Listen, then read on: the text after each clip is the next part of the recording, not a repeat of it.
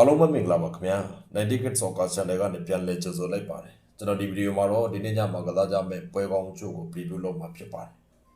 မနေ့ကဗီဒီယိုမှာ Arsenal body Atlanta body Barcelona body ဒီအသင်းကြီး၃သင်းကိုပဲအဓိကဦးစားပေးပြီးတော့ကြိုက်လို့ကိုကျွန်တော်ရွေးခဲ့တာသူတို့ပေးထားတဲ့ကြေးတွေရဲ့ပြည်တွင်းမနေ့ကကြေးဖွင့်ပေးခဲ့တဲ့အခြေအနေတွေရဲ့ဒီအသင်းတွေကြေးအောင်လာနိုင်တယ် Premier League ပါဆိုလဲဒီ software Chelsea က Everton ကိုပေးထားတဲ့ကြေး Liverpool က Brighton ကိုပေးထားတဲ့ကြေးပေါ့ဒီကြေးတွေဒီနှစ်သင်းလုံး body ကြေးအောင်ဖို့မဖြစ်နိုင်ဘူးကြာရင်ကြာနှစ်သင်းလုံးပဲကြာသွားလိမ့်မယ်အောင်ရင်တစ်သင်းလောက်ပဲအောင်မယ်တွက်ခဲ့တယ်ဆိုတော့နောက်ကျပွဲ Arsenal body ရှင်နေကောင်းသွားနိုင်တယ်လို့တွေးပြီးတော့ Arsenal body တည်တည်ချာချာကိုကြိုက်ခဲ့တာတကယ်တကယ်ကတော့ Liverpool ရော Chelsea ရောနှစ်သင်းလုံးခါစောကြီးမာတွေက body ကြေးတွေအောင်သွားတယ်ဆိုတော့နောက်ကျပွဲ Arsenal body ပေးပြီးပြီလိုက်ပြန်လို့မရတော့ဘူးဒီပွဲ body ကြေးအောင်မကခဲသွားပြီဆိုတာနည်းနည်းလေးချင်းပြီးသွားလာလီဂါမှာဆိုတော့အဲ့လိုပဲ Atletico Madrid အစောပွဲမှာ Atletico ပေးထားတဲ့ဒီ2.90ဆိုတဲ့ကြေးအပေါ်အသင်းအနေနဲ့ body ကြေးအောင်ဖို့ခက်တယ်ဒါပေမဲ့အောင်သွားနိုင်တယ်ဆိုတော့အသင်းကြီးနှစ်သင်း Barcelona ဒီသူ့အိမ်ပွဲမှာကြေးအောင်လာနိုင်တယ် Osasuna ဒီအဝေးပွဲမှာဂိုးမရတဲ့အသင်းပေးထားတဲ့ဂိုးပေါင်းကြေးကလည်း4.50ဆိုတော့ဒီကြေးရဂိုးပေါင်းဂိုးသွင်းမယ်ဆိုရင် Barcelona တစ်သင်းနဲ့ကပဲနိုင်ဆုံး3ဂိုးတော့သွင်းမယ်ဆိုပြီးတော့ Barcelona body ကြိုက်ခဲ့တယ်။ Atlanta လည်းထိုနည်း၎င်းပါပဲ။တော်သေးတာပေါ့ Barcelona ကနောက်ကျဂိုး2ဂိုးလိုက်သွင်းလိုက်လို့နည်းနည်းလေးတက်တာသွား။ဒီတစ်ပတ်တနေ့ကနေ့မှာကြိုပြီးတော့ကြည်ထားခဲ့တဲ့ပွဲတစ်ပွဲရှိတယ်ဗျ။အစောပွဲ Premier League ရဲ့အစောပွဲပေါ့7နာရီခွဲမှာကစားမယ် Crystal Palace နဲ့ Manchester City ပွဲတကယ်တော့အဲ့ဒီပွဲမှာ Man City ရဲ့ပထမ body ကြေးဒီတရနှုတ်100ဝင်ရိုးကနေဘောမောင်း90ဆိုပြီးပေးထားတာအဲ့ဒီကြေးမှာကျွန်တော် Crystal Palace body ကိုကျွန်တော်ရွေးထားပြီးတော့ဒီပွဲနဲ့ပတ်သက်တဲ့အချက်လက်တွေကိုတေချာလိုက်ချပြီးဒီပွဲကိုတော့တေချာလေးပြောမယ်ဆိုပြီးပြင်ဆင်ထားတာ Crystal Palace body လည်းကြိုက်တယ်ဒီတေနှုတ်100မှာတော့ဒါပေမဲ့မနက်ခင်းမိုးလင်းအဲ့ရထားတဲ့အချိန်မှာကြည့်လိုက်တော့ Manchester City ရဲ့ body ကြေးဒီမပြောင်းလဲဘူးအစတုန်းကသူ180လောက်သူပေးထားတယ်အခုချိန်မှာ180လောက်ပဲဖြစ်နေတယ်မပြောင်းလဲဘူးဒါပေမဲ့တိတိတတ်တာပြောင်းလဲသွားတာကကြေးဝင်ရိုးဗျMan City ရဲ့ပထမကြေးဝင်ရိုးသည်တရနှုတ်100ဝင်ရိုးအခု Man City ရဲ့ကြေးဝင်ရိုးက1.50ဝင်ရိုးထိရောက်သွားတဲ့အခါဒီကြေးသည်ပြဿနာရှိသွားပြီကျွန်တော်အတွက်တော့ဒီဝင်ရိုးသည်ပြဿနာရှိသွား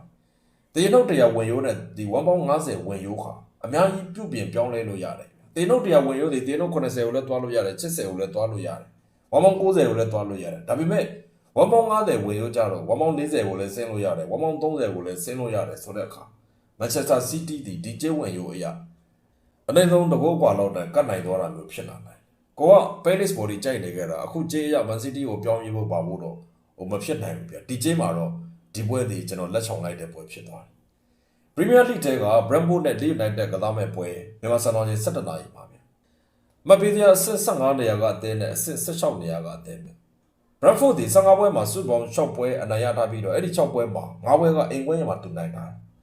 15ပွဲမှာစုပေါင်း19မှတ်သူရထားတယ်အိမ်ကွင်းမှာ16မှတ်ထိသူရထားတယ်ဒီတဲ့ကမနစ်ကလိုပဲအိမ်ကွင်းကိုပဲအပြုတ်ကစားနေတာကိုကျွန်တော်တို့တွေ့ရတယ်အိမ်ကွင်းမှာဒုတိယပိုင်းတိုက်စစ်တော်တော်လေးကောင်းပြီးတော့ဒုတိယပိုင်းတစ်ပိုင်းနဲ့သူကိုသွင်းတာသူကွင်းမှာဆိုခံစစ်လက်မာတယ်ဗျ Brentford ရဲ့ကွင်းမှာ Brentford ကိုတကိုးထပ်ပို့ပြီးသွင်းနိုင်ခဲ့တဲ့အသင်းက Chelsea နဲ့ Liverpool ပဲရှိအိမ်ကွင်းမှာကစားထားတဲ့9ပွဲမှာ9ပွဲသူဂိုးပေါ်ကစားခဲ့ပြီးတော့သူတစ်သင်းကသွင်းကိုတွေနဲ့ကိုဂိုးပေါ်လူနီနီဖြစ်တယ်ဗျသူ့အိမ်ကွင်းမှာဆိုသူကိုသွင်းကောင်းတယ်စုပေါင်း15ပွဲမှာ9ပွဲသူကြည့်အောင်နဲ့အဲ့ဒီ9ပွဲမှာအိမ်ကွင်းကြည့်အောင်တဲ့ပွဲက6ပွဲထိပါတယ်ဒီပွဲမှာသူတို့နိုင်လိုက်ရင်တော့73နေရာလောက်ထိရောက်သွားနိုင်တယ်ဗျပြိုင်ဘက် Leeds United ကြတော့အိမ်ကွင်းအဝေးကွင်း၄ပွဲဆက်အကျုံးကနေသူနောက်ဆုံး2ပွဲမှာ၄မှတ်ပြန်ရပြီးတော့တန်းချင်းတုံတဲ့သူပြန်ပြီးတော့ဝေးလာဒါပေမဲ့တခုရှိတာကသူနောက်ဆုံး၄မှတ်ရခဲ့တဲ့အဲ့ဒီ2ပွဲဟာသူ့အိမ်ကွင်းမှာကြည့်ပြသူကစားခဲ့တာဘာကြောင့်ပြဿနာရှိတာလဲဆိုတော့ဒီအသင်းကအိမ်ကွင်းကိုပဲအပြုတ်ပြီးကစားတဲ့အသင်းပြ15ပွဲမှာစုပေါင်း15မှတ်ရထားတယ်အဲ့ဒီ15မှတ်မှာ12မှတ်ကိုသူတို့အိမ်ကွင်းမှာရထားအဝေးကွင်းတော့တော်တော်လေးကိုသူရုန်းကန်ရတယ်အဝေးကွင်းရောက်ရင်ဂိုးရဖို့လည်းသူခတ်တယ်ပွဲတိုင်းကိုသူဂိုးပေးရတယ်ပထမပိုင်းလည်းဂိုးပေးတယ်ဒုတိယပိုင်းမှာလည်းသူဂိုးပေးတယ်နောက်ဆုံး2ပွဲမှာဆက်တိုက်သူဂိုးတွေရထားတယ်ဆိုပေမဲ့အဲ့ဒီ2ပွဲလုံးဒီသူ့အိမ်ကွင်းမှာကစားတဲ့ပွဲတွေဆိုတာကျွန်တော်တို့ထက်တွက်ထားရမယ်ဒီဘောတော့စတဲ့ကြေးမှာတော့က Brentford ကနေ body ကြေးတရနှုတ်90ကိုပေါင်းကြေးက2နှုတ်100အခုမြန်မာစံတော်ချိန်4နာရီခွဲကန်ဒီအချိန်မှာကျတော့ body ကြေးဒီတရနှုတ်100ပဲမပြောင်းသွားဘူးကိုပေါင်းကြေးကတော့2အနှုတ်50လောက်ထိကို50တိတိတတ်တာထိုးကျလာတာကိုတွေ့ရတယ်ဆိုတော့မနေ့ကပပူနေမှာပဲဖူဟန်ကဒီတက်တဲ့အသင်းပန်းလေးကိုဝေးကုန်းကနေတရနှုတ်100ပေးသွားတော့ဒီ Brentford ရဲ့တရနှုတ်100ဆိုတာကြီးကဟုတ်ပါမလားဆိုပြီးဖူဟန်နဲ့ဒီ Brentford ကြားကကြေးစရန်ကွာဟာမှုတွေကိုလိုက်ကြည့်တယ်လိုက်ကြည့်တဲ့အခါဖူဟန်ဒီ Brentford တက်ကိုပြ100လောက် ဈေးကွက်မှာပို့ပြီးမြင့်တာကိုကျွန်တော်တို့တွေ့ရတယ်ပြီးတော့ဒီ Brentford ဒီ Premier League တင် Leeds United ဒီတန်တက်အသင်းဆိုပေမဲ့ Brentford နဲ့ Leeds ကြားမှာတရားဒီလုံးဖွင့်ခဲ့တဲ့ကြေးကိုလက်ကြည့်တဲ့အခါပြ30ပြ40ပြ50အဲ့လောက်ပဲဒီနေသင်းကြားကွာဟတာကိုတွေ့ရတယ်ဆိုတော့ဒီဘက်မှာပေးထားတဲ့ Brentford အသင်းရဲ့တရနှုတ်100ဝင်ရိုးကနေတရနှုတ်90 80ဆိုတဲ့ body ကြေးဒီကြောက်တဲ့အခြေအနေတစ်ခုကိုရောက်တယ်လို့ကျွန်တော်ယူဆတဲ့အတွက်ဒီဘက်မှာအပေါ်သင်း Brentford body ကိုကျွန်တော်ကြိုက်ပါတယ်ပြီးတော့ဒီပွဲရဲ့ဂိုးပေါင်းကြေး2.50ဆိုတဲ့ကြေး Brentford ရဲ့အိမ်ကွင်းအားသာချက်ကိုအိမ်ကွင်း9သိန်းအောင်ကိုမျက်ွယ်ပြုတ်ပြီးဖွင့်လာတဲ့ကြေး Leeds United ရဲ့လက်တလုံးဂိုးတွေရနေတဲ့ဟာကိုမျက်ွယ်ပြုတ်ပြီးဖွင့်လာတဲ့ကြေးဒီကြေးမှာတော့ကျွန်တော်ဒီဂိုးပေါင်းကြေးကိုကျွန်တော်ကန်ကစားခြင်းတယ်ဂိုးပေါင်းအပေါ်ပါကျွန်တော်တွေးကြိုက်တယ်နောက်ထပ်တစ်ပွဲကဂျီနိုဝါနဲ့အင်တာမီလန်ပွဲပြမနေ့ကဒီနေ့တန်းတွေးတော့တစ်ဖက်ကို2-0စီတည်ကြခဲ့ပြီးတော့အင်တာကဘော်ဒီကြေး1.20ပေးတယ်ဂိုးပေါင်းကြေးက3.90ပေးတယ်ဂျီနိုဝါကစီးတီးမှာနောက်ဆုံး9ပွဲဆက်သူရလက်တွေကောင်းပြီးတော့15နေရာလောက်ထိကိုသူတက်လာဒါပေမဲ့ဒီသင်းဒီအဝေးကွက်မှာဆွမ်းဆောင်ရေးပိုကောင်းတာလဲကျွန်တော်တို့တွေ့ရတယ်ဂျီနိုဝါကသူ့အိမ်ကွက်မှာဂိုးရဖို့တော်တော်လေးခက်တာကိုတွေ့ရတယ်နောက်ဆုံး2ပွဲမှာဂိုးတွေရခဲ့တယ်ဆိုရင်ပဲရှေ့မှာကစားခဲ့တဲ့1-3-5အိမ်ကွက်9ပွဲဆက်တိုက်တကုံးမှမရခဲ့စီးရီမှာကစားထားတဲ့အိမ်ကွင်းဝေးကွင်း14ပွဲမှာ6ပွဲသူကြေးအောင်ထားပြီးတော့အဲ့ဒီ6ပွဲမှာအိမ်ကွင်းမှာကြေးအောင်ထားတဲ့ပွဲက2ပွဲအဝေးကွင်းကြေးအောင်ထားတဲ့ပွဲက4ပွဲထိသူပါအင်တာမီလန်ကြတော့ဂျာယက်မှာချန်ပီယံလိတော့သူကစားထားရတယ်ဆိုတော့ပွဲပတ်မှုနည်းနည်းတော့ရှိတယ်စီးရီမှာလက်ရှိအဆင့်3ဒီပွဲနိုင်လိုက်ရင်ဒီနေ့ညမှာပဲတပြိုင်တည်းကစားကြမှာဆိုတော့ဒီပွဲနိုင်လိုက်ရင်နံပါတ်1နေရာလောက်ထိကိုသူမျှော်လင့်လို့ရတယ်ဗျပြည်တွင်းကားဖောင်မှာကြတော့နောက်ဆုံး9ပွဲဆက်သူတပွဲပဲရှုံးပြီးတော့4ပွဲနိုင်အဝေးကွင်း6ပွဲမှာ2ပွဲရှုံးတယ်4ပွဲနိုင်အဝေးကွင်းမှာအင်တာမီလန်သင်းဒီပွဲတိုင်း9ရတယ်ဒုတိယပိုင်းဆို9ပိုရတယ်ဗျစုပေါင်း14ပွဲမှာ10ပွဲသူကြေးအောင်ထားပြီးတော့အိမ်ပွဲမှာသူ9ပွဲကြေးအောင်နဲ့အဝေးပွဲမှာသူ3ပွဲကြေးအောင်ပီဇာကို1.50ပေးပြီးတော့အပေါင်း100ဗျာရိုမာကိုလက်ကြေးပေးပြီးအပေါင်း100ကက်ဂလီယာရီကို 1D ပေးပြီးတော့သူပေါင်း100အဝေးကွင်းကြေးအောင်ထားတဲ့3ပွဲလုံးဒီအပေါင်း300အပြည့်ကိုရထားတယ်ဒီဘက်ဆက်တဲ့ကြေးမှာအင်တာမီလန်သင်းကနေဘော်ဒီကြေး1.20ပေးတယ်ဂိုးပေါင်းကြေးက2.90ပေးတယ်မနေ့ကတော့ဘော်ဒီကြေး 1D ဖြစ်လာတယ်ဂိုးပေါင်းကြေးက2.90ဖြစ်လာပြီးတော့အခုညနေ4နာရီချိန်မှာလဲအင်တာမီလန်သင်းရဲ့ဘော်ဒီကြေးဟာဒီကြေးပဲတိတ်အများကြီးပြောင်းလဲသွားတာမျိုးမရှိဘူးဒီပွဲမှာကျွန်တော်အဲ့တဲ့အင်တာမီလန်သင်းဘော်ဒီကြိုက်တယ်နေသုံးတဘိုးကွာလောက်နဲ့တော့ကတ်နိုင်သွားလိမ့်မယ်လို့ကျွန်တော်ယူဆတယ်နောက်ထပ်တစ်ပွဲကဘောလော့ညာနဲ့ဂျူဗန်တက်ကစားမဲ့ပွဲစီးရီး A ရဲ့နောက်ကျပွဲပဲဒီပွဲမှာအဲ့တဲ့ဂျူဗန်တက်အသင်းကနေဘော်ဒီကြေးတရနှုတ်30ပေးထားတယ်ဂိုးပေါင်းကြေးက2.80ပေးထားတယ်လက်ရှိမှတ်ပေးသားနဲ့တွက်ပဲဆိုရင်တော့ဂျူဗန်တက်ကနေ